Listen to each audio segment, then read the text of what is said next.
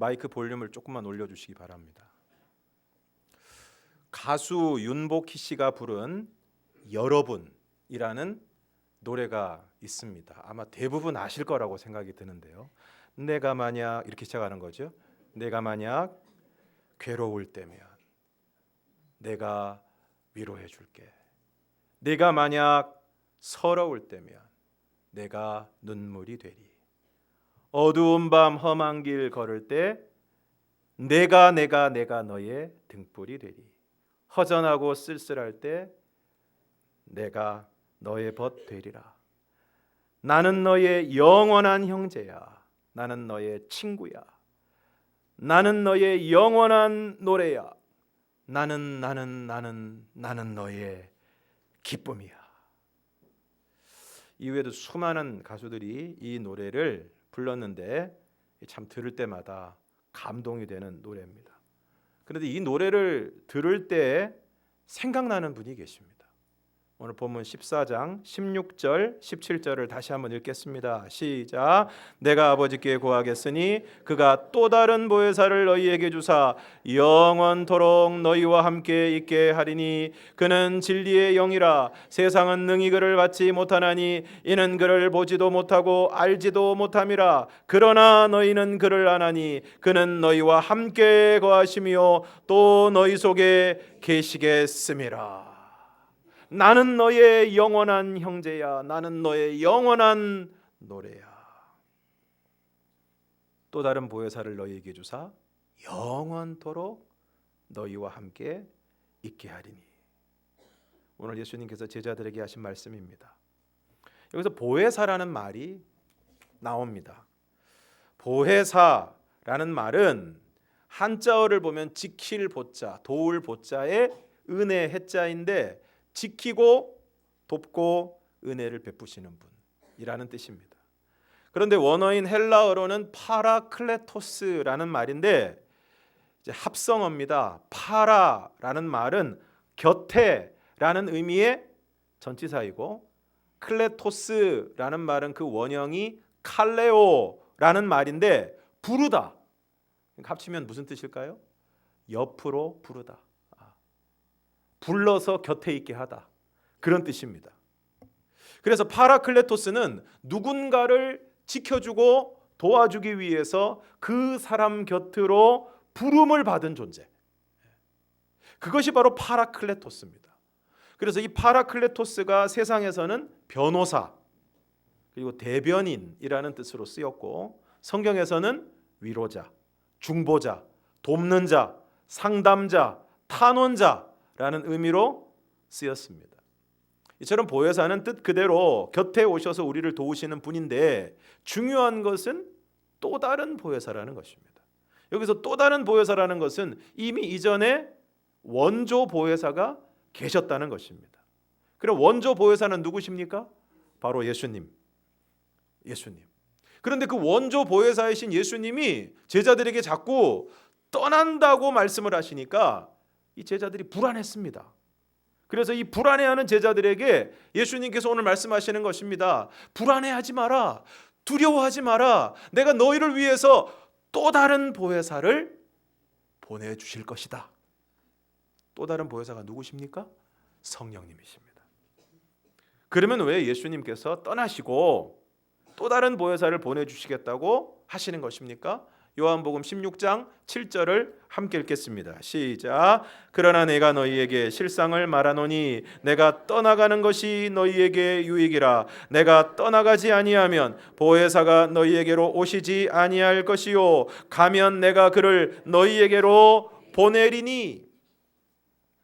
이 부분에 대해서 예수님은 내가 떠나가는 것이 오히려 너희들에게 유익하다라고 말씀을 하십니다. 왜 그렇습니까? 인간의 몸을 입고 이 땅에 오신 예수님은 인간의 몸이시기 때문에 시간과 공간의 제약을 받으십니다. 그러니까 갈릴리에 계시면서 예루살렘에 계실 수가 없고 또 하루에 만날 수 있는 사람의 수도 정해져 있습니다.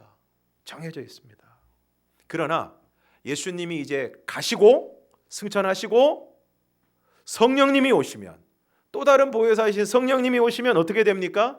그 모든 것의 제약 없이 동시에 수많은 사람들의 심령 가운데 임하셔서 역사하시게 되는 것입니다. 그래서 갈릴리에도 계시고 오늘 서울에도 계시고 저기도 계시고 또 여러 사람에게도 계시고 동시에 시간과 공간을 초월해서 성령님께서는 역사하실 수 있는 것입니다. 그러면 또 다른 보혜사이신 그리고 우리 곁에 오셔서 우리를 도우시는 성령님은 구체적으로 어떤 일을 하십니까? 16절 17절을 다시 한번 읽겠습니다. 시작. 내가 아버지께 구하겠으니 그가 또 다른 보혜사를 너희에게 주사 영원토록 너희와 함께 있게 하리니 그는 진리의 영이라. 세상은 능히 그를 받지 못하나니 이는 그를 보지도 못하고 알지도 못함이라. 그러나 너희는 그를 아나니 그는 너희와 함께 거하시며 또 너희 속에 계시겠음이라. 먼저 보혜사 성령님은 우리와 영원히 함께 하시겠다. 영원히 함께 하시겠다. 그리고 우리와 함께 하시고 우리 속에 계실 것이라고 말씀하고 있습니다. 이미 우리는 지난 시간에 성령 세례와 성령 충만에 대한 부분을 다루면서 오늘날은 성령님께서 예수 그리스도를 믿는 모든 자들에게 임하시고 그 가운데 내주 우리 안에 거하시면서 한 번 임하시면 영원히 떠나지 않는다고 말씀을 드렸습니다. 사무엘상 10장 10절에서 11절을 함께 읽겠습니다. 시작. 그들이 산에 이를 때에 선지자의 무리가 그를 영접하고 하나님의 영이 사울에게 크게 임함으로 그가 그들 중에서 예언을 하니 전에 사울을 알던 모든 사람들이 사울이 선지자들과 함께 예언함을 보고 서로 이르되 기스의 아들에게 무슨 일이 일어났느냐 사울도 선지자들 중에 있느냐 하고 이스라엘의 초대 왕인 사울이 사무엘을 통하여 기름 부음을 받고 돌아갈 때 네가 가는 길에 하나님의 영이 너에게 임하게 될 것이다 얘기를 했는데 사무엘이 말한 그대로 하나님의 영이 크게 임해서 사울이 예언을 하게 됩니다. 예언을 막 합니다. 그러니까 사람들이 뭐라고 얘기하느냐 사울도 예언자 중에 있느냐. 그런데 그랬던 사울이 백성을 두려워하고 사람을 두려워하고 자신의 욕심대로 하나님의 말씀에 불순종하게 되었을 때 어떻게 되었습니까? 사무엘상 16장 14절을 함께 읽겠습니다. 시작. 여호와의 영이 사울에게서 떠나고 여호와께서 부리시는 악령이 그를 번뇌하게 한지라. 여호와의 영이 사울에게서 떠났습니다. 여호와의 영이 떠나니까 어떻게 됩니까? 악령이 그를 번뇌하게 했습니다. 구약의 시대는 이랬습니다. 그러나 다시 말씀드리지만 오늘날에는 예수 그리스도를 믿는 모든 자들에게 성령이 임하시고 그리고 한 번 임하신 성령은 떠나지 않으시고 오늘 우리와 영원히 함께 하시는 줄 믿습니다. 어느 날 누군가가 대문을 두드립니다. 나가봤더니 한 사람이 왕의 명령을 전하러 왔다고 하면서 왕이 당신을 왕궁으로 데리고 오라고 했으니 빨리 왕을 만날 준비를 하고 나오라는 것입니다. 이 사람은 갑자기 당한 일이라 영문도 모르고 또 왕을 만나야 된다고 하니까 두려운 마음이 들었어요. 그래서 혼자 못 가겠고 누구를 좀 데리고 가야 되겠다. 그래서 두려운 마음에 자기하고 같이 왕궁에 같이 갈 만한 친구들을 떠올렸습니다. 친구 3명이 있었는데 한 친구는 가장 소중하게 여기는 친구였고 두 번째 친구 역시 사랑했지만 첫 번째만큼은 아니었고 마지막 3번째 친구는 그냥 친구 정도로만 생각하고 있던 그런 친구였습니다. 이 사람은 서둘러 첫 번째 친구를 찾아갔습니다. 왕이 자기를 왕궁으로 불렀다고 하면서 같이 가달라고 했지만 이 가장 소중하게 여겼던 이 첫 번째 친구는 이런 지하에 거절을 합니다. 충격에 빠진 이 사람이 두 번째 친구를 찾아가서 똑같이 부탁을 했습니다. 그러자 이 친구는 같이 가주겠다고 하면서 하는 말이 왕궁 문 앞까지만 가겠다는 거예요. 그 안에 들어가는 건 나도 겁나니까 왕궁 문 앞까지만 내가 가주겠다. 마지막 세 번째 친구를 찾아가서 부탁을 했을 때 세 번째 친구는 그 친구의 어깨를 두드리면서 다정하게 얘기했습니다. 걱정하지 말게. 내가 자네와 함께 가주겠네. 이 이야기는 탈무드에 나오는 세 친구라는 이야기인데 이 이야기에서 왕궁의 문은 죽음을 뜻하는 것이고 함께 동행을 요청했던 첫 번째 친구는 돈, 두 번째 친구는 가족, 세 번째 친구는 선행을 의미하는 것입니다. 오늘 우리는 돈을 그 무엇보다 소중하게 생각하지만 정작 죽음 앞에서는 모든 것을 남겨두고 떠나야만 하는 것입니다. 그래서 수위에는 주머니가 없다. 그리고 두 번째 친구는 가족인데 마지막 죽음의 순간까지 그 임종을 지켜주지만 그 이후에까지 동행할 수는 없습니다. 결국 선행만이 죽음 이후에도 그와 함께한다는 이야기인데 저는 마지막 세 번째 친구는 선행이 아니고 우리에게 오셔서 영원토록 우리와 함께하시는, 영원토록 우리와 함께하시는, 심지어 죽음 이후에도 우리가 흔히 요단강을 건넌다 이렇게 얘기하는데 그 요단강을 건널 때에도 우리와 함께하시는 성령님이라고 생각합니다. 그래서 여러분이라는 노래의 마지막 가사에도 이렇게 강조하고 있지 않습니까? 나는 너의 영원한 형제야. 나는 너의 영원한 노래야. 오늘 우리는 당장의 필요와 육신의 요구에 굉장히 민감하고 열정이 넘쳐납니다. 그래서 돈과 이익에 관련된 문제는 눈에 불을 켜고 덤벼듭니다. 굉장히 점잖게 이야기하다가도 돈 문제가 나오고 자기가 송해를 당할 것 같으면 체면도 매너도 필요 없습니다. 금방 얼굴을 붉히고 목소리가 커집니다. 마트에서 물건 사고 계산하고 나왔는데 생각해 보니까 좀 계산이 잘못된 것 같아서 확인을 해보니까 이 세상에 150원을 덜 받은 거예요. 그럼 어떻게 됩니까? 가가지고 계산이 잘못됐다고 150원 내놓으라고.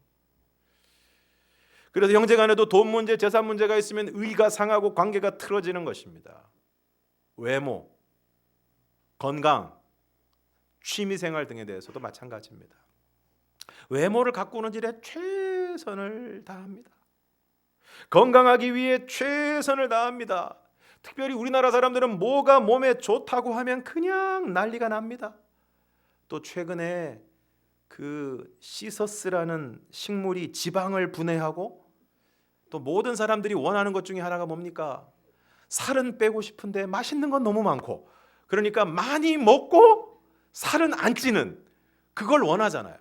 근데 이 시서스라는 식물 가루를 먹으면 먹어도 살이 안 찐다 뭐 이런 얘기가 있으니까 또 지금 막 난리가 났습니다. 그래서 막 방송에서 또 다큐멘터리 비슷하게 하면서 사실은 막 노골적으로 광고하는 방송까지 하고 막 의사 선생님들이 나와서 뭐 좋다고 하니까 난리가 나지 않았습니까? 부끄럽지만 저도 하나 샀습니다. 휘둘리지 말았어야 됐는데 먹어도 살이 안 찐다는 얘기에 그냥 또 크릴 오일이 좋다고 하니까 또 의사 선생님이 광고를 하니까 또 크릴 오일이 막 난리가 나고 또 뭐 장까지 살아서 가는 유산균이 좋다고 하니까 그러면 그 전에 유산균은 다 장에 가기 전에 죽었는지 모르겠는데 하여간 또 그 뭐 장까지 살아간다고 하니까 또 막 사람들이 몰리고 막 몸에 좋다고 하면 또 하여튼 뭐 나한테 이익이 된다고 하면 또 사람들이 인정을 받는다고 하면 나에게 뭔가가 주어진다고 하면 그냥 사람들이 그냥 질주합니다. 그런데 내가 요즘 기도 생활을 제대로 못해서 큰일이야. 내가 요즘 성경을 읽지 않아서 큰일이야 라고 하는 분은 잘 만나보지 못했습니다. 아이고 내가 요즘 예배를 제대로 안 드려서 큰일이야. 경건 생활을 제대로 못해서 큰일이야. 이처럼 육신적인 일에는 너무나 열심인 우리가 영적인 일에는 관심이 없다는 것입니다. 무엇보다 우리와 영원토록 함께 하시고 우리 안에 계시는 성령님께 오늘 우리는 관심을 가져야 할 것입니다.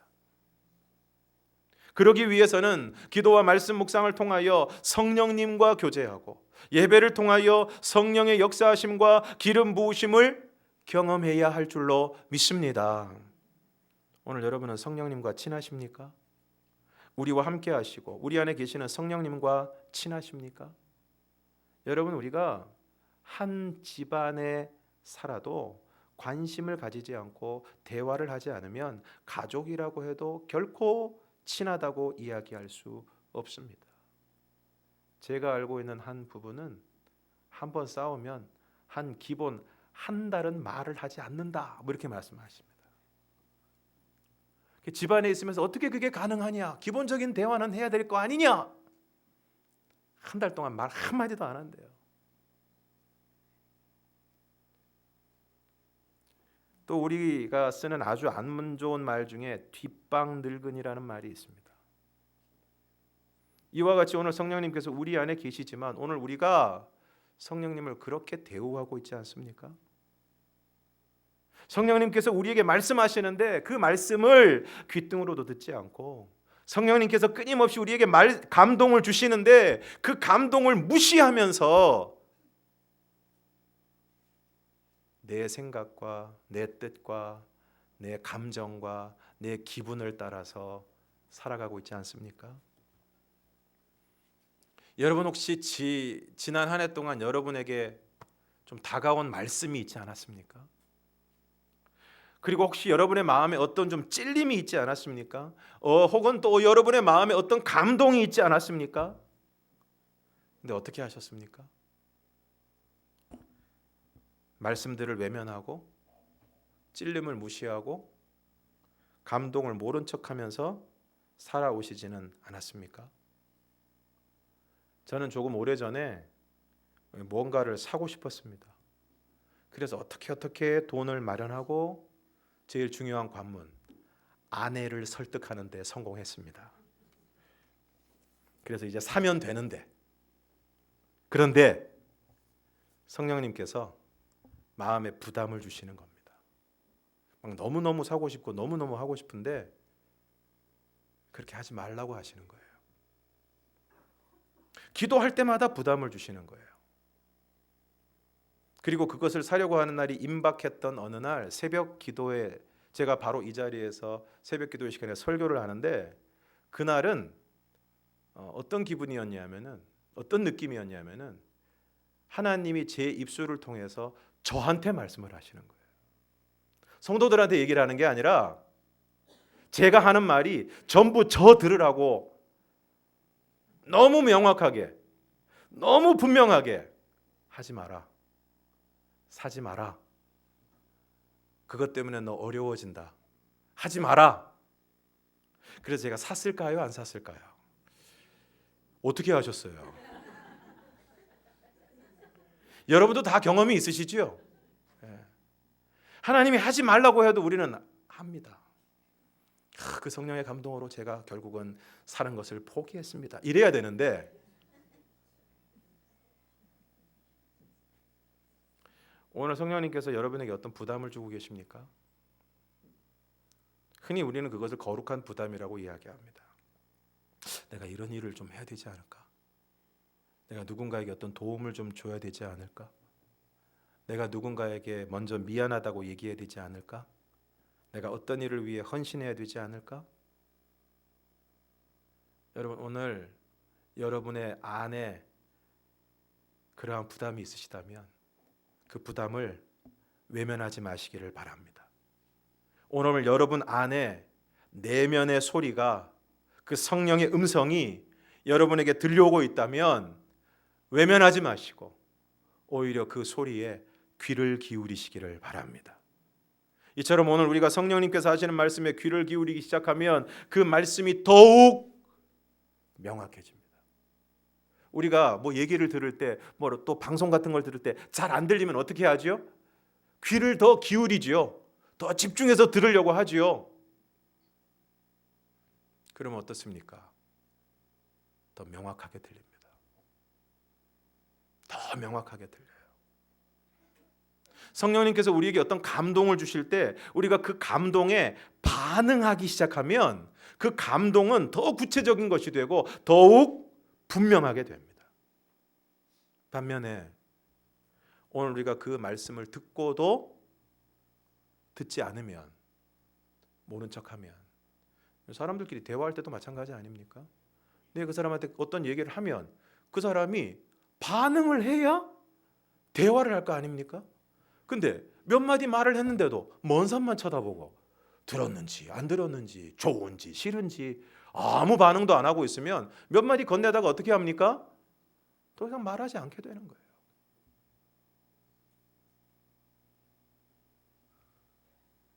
마찬가지로 성령님께서도 우리의 마음에 감동을 주시는데 반응하지 않으면 점점 그 감동이 사라지게 될지도 모릅니다. 아니, 정확하게 얘기하면 성령님은 여전히 말씀하시는데 내가 귀를 닫았기 때문에 안 들리는 거예요. 성령님께서는 감동을 여전히 주시는데 오늘 우리의 마음이 너무 딱딱해서 전혀 반응하지 않는 것입니다. 사람들을 대하면 대할수록 더욱 뼈저리게 느끼는 것은 정말 말을 듣지 않는다는 것을 뼈저리게 느낍니다. 죄송하지만 하나님 말씀도 안 듣고 사람 말도 안 듣습니다. 정말 고집 셉니다.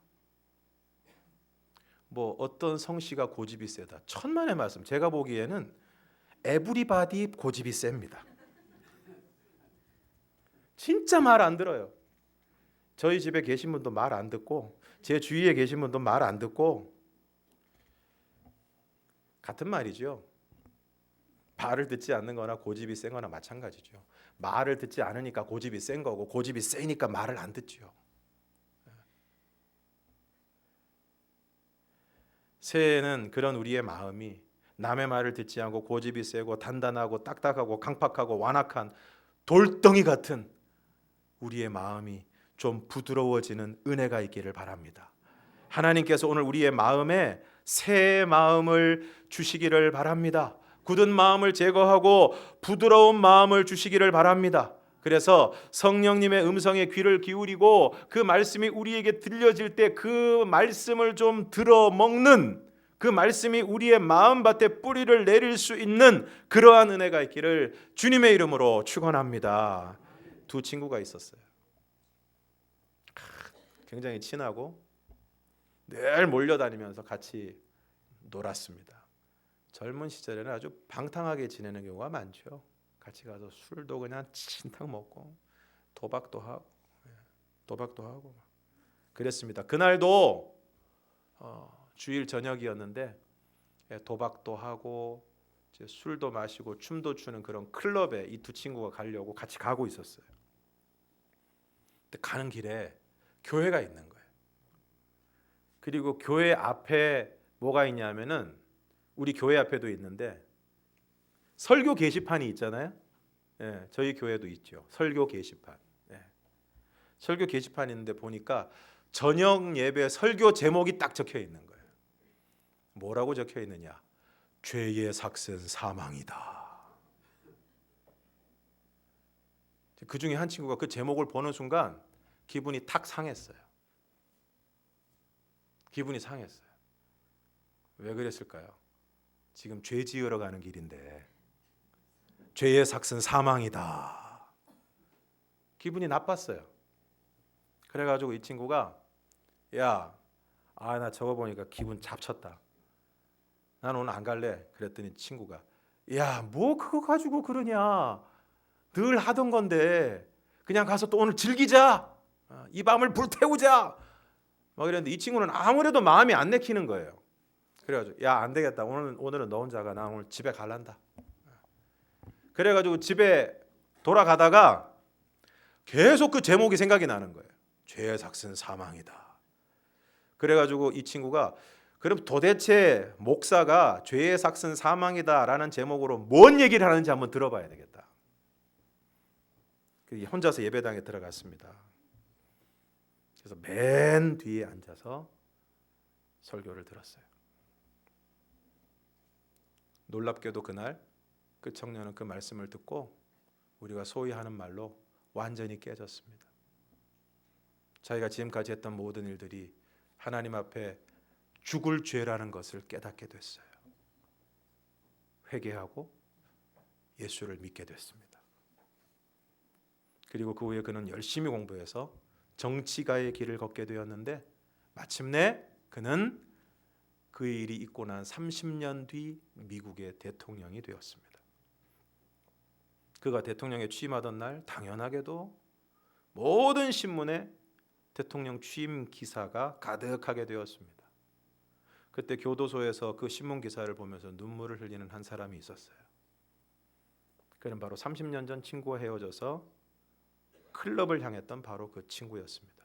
물론 클럽에 한번 갔다고 해서 우리가 장안동 국빈관 한번 갔다고 해서 인생이 다 망가지는 건 아닙니다. 그러나 오늘 우리가 주목해야 될 것이 있어요. 두 사람의 차이가 뭡니까? 도대체 무엇이 이 두 사람의 극명한 차이를 만들어냈습니까? 그것은 바로 죄의 삭슨 사망이라는 말씀 혹은 설교 제목에 대한 반응입니다. 한 친구는 그 제목을 듣고 마음에 찔림을 받았고, 한 친구는 그 제목을 보고도 아무렇지도 않았어요. 그날 성령님께서는 그 짧은 몇 마디의 설교 제목을 통해서 두 사람을 부르신 겁니다. 한 사람은 반응했고 한 사람은 반응하지 않았어요. 오늘 우리도 마찬가지입니다. 2020년 새해 여러분은 또 많은 예배를 드리실 것이고 많은 말씀들을 들으실 것이고 또 삶 가운데 이런저런 여러분의 삶 가운데 일어나는 여러 가지 사건과 사고 그리고 여러 가지 삶의 상황들을 통해서 성령님의 음성과 성령님의 인도하심을 여러분은 경험하게 될 것입니다. 그것에 어떻게 반응하느냐, 그것에 따라서 올 한 해 여러분의 삶은 그리고 앞으로의 남은 여러분의 삶은 완전히 달라지게 될 줄로 믿습니다. 간절히 바라기는 오늘 저와 여러분이 그 성령님의 인도하심에 그 감동하심에 우리에게 말씀하시는 그 음성에 민감하게 반응하는 오늘 저와 여러분이 되기를 주님의 이름으로 축원합니다. 그리고 오늘 여러분 주변에 믿지 않는 가족, 이웃들이 그 성령님의 부르심과 성령님의 감동에 반응하게 되기를 주님의 이름으로 축원합니다. 사도행전 16장 14절 말씀에 보면 두아디라시에 사는 자색옷감 장사로서 하나님을 섬기는 루디아라 하는 한 여자가 말을 듣고 있을 때 주께서 그 마음을 열어 바울의 말을 따르게 하셨다 말씀하고 있습니다. 오늘 여러분의 가족 가운데 믿지 않는 가족들, 오늘 여러분의 주변에 사랑하는 친구들, 이웃들, 올 한 해 우리 성령님께서 그들의 마음을 감동감화시켜 주셔서 그들의 마음의 문을 활짝 열어주셔서 예수 그리스도를 그 심령에 영접하게 되는 성령이 그 심령에 임하시고 역사하시는 은혜가 있기를 주님의 이름으로 축원합니다. 오늘